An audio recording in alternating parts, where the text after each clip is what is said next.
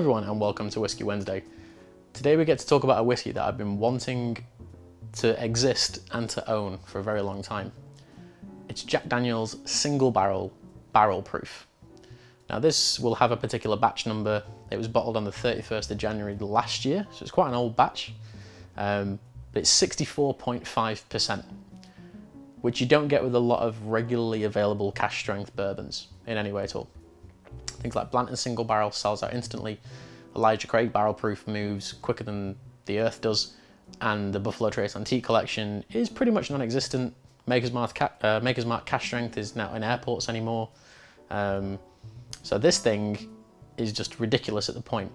Now it typically should be about 55 to 60 pounds, but the day I came back from Kentucky, when I was at Maker's Mark, I got home, got into bed, got an email from Jack Daniel's which said, hey, we've got a sale on, check this out. And with shipping, it was £37, which is the most absurd deal I've ever seen in my entire life. So I had to pick one. I even had comments on old videos that I should pick one up, but I already beat you guys to it.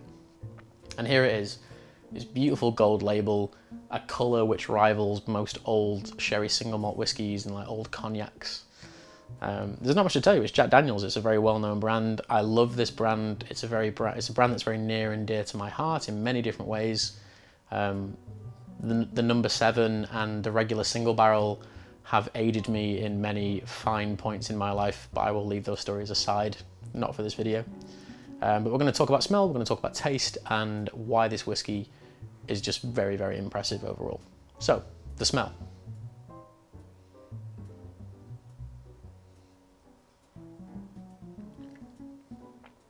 As a bit of a running theme with cash strength whiskies recently, it doesn't really come across as aggressive on the nose in any way at all.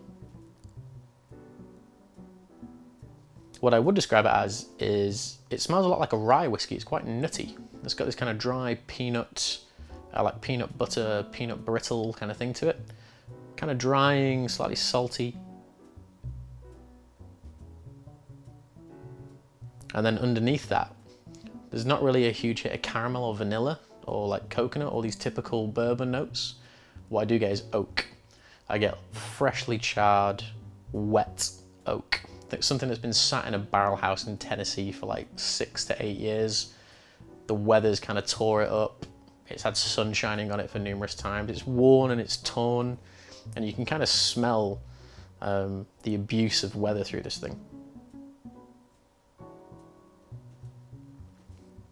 But all in all, I wouldn't describe it as overly sweet. Like I said, that caramel note is absent, that vanilla note is absent. It's more nutty, slightly earthy. There's almost like a mushroomy element to it, like a creaminess, but like an earthy creaminess. And then there's a few sort of almost sherry cask notes in it. A bit of raisin, some sultana, maybe a little bit of red grape.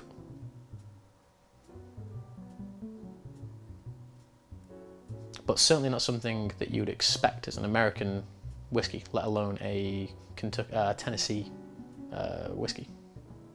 I was going to say bourbon then. That debate is still ongoing. Is it a bourbon, is it not? But yeah, earthy, dry, nutty, kind of mushroomy. Very, very unusual. But the proof is in the taste.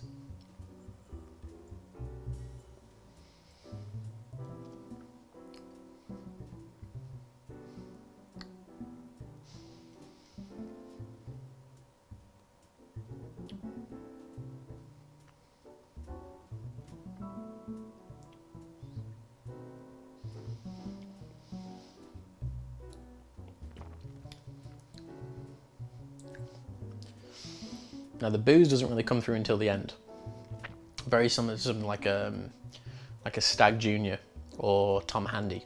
The booze only really kicks up at the final part when you go to swallow it. The taste is all over the place. My brain instantly went to kind of caramel corn, like candy corn. That classic bourbon thing comes out a little bit more on the palate. Or that classic American whiskey note, I should say, comes out more on the palate. But then on like this side of my tongue, I was tasting like Chinese 5-spice, like kind of like spicy duck, and those kind of like unusual sweet, sugary Asian influenced spices. On this side of my tongue, I was getting dryness, barrel influence, quite a bit of oak. And then through the middle, there was like this really soft, creamy caramel note. There's less of an earthiness to it than there is on the nose. And then as you swallow it, that's when the ABV really makes itself known. I've added no water to this at all. It's still 64.5%. But even with that kick of ABV, which we should expect because it says it on the front, it's still pretty subtle. There's not like it's not super dry like some of the Cavalan cask strength whiskies are. It's not really spicy like some of the BTAC collection can be, like Tom Handy and George T. Stagg sometimes can be really overwhelming, as can Elijah Craig Barrel Proof. This is pretty mellow and it's quite easy drinking, considering the proof of it.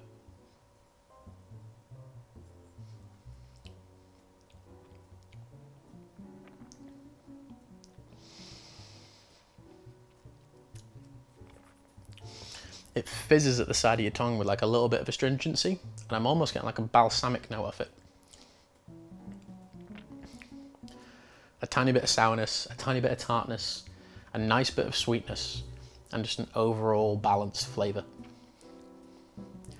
For the sake of scoring, I'm going to pretend that I didn't get it at the deal that I did, because it was just a one-off deal on the Jack Daniel's website. So I'm going to pretend I paid nearly 60 quid with shipping for this whiskey. Am I still impressed with it? Absolutely.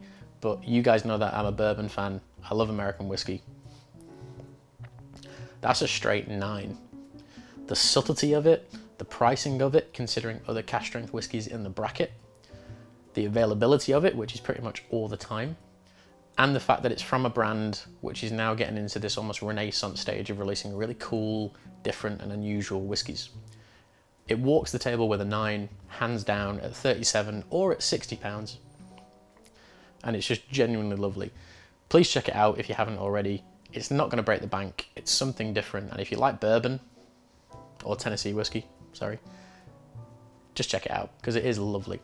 But thank you all for watching. This is Whiskey Wednesday. I'm Phil, and Jack Daniel's Single Barrel Barrel Proof is a 9 out of 10. Thank you.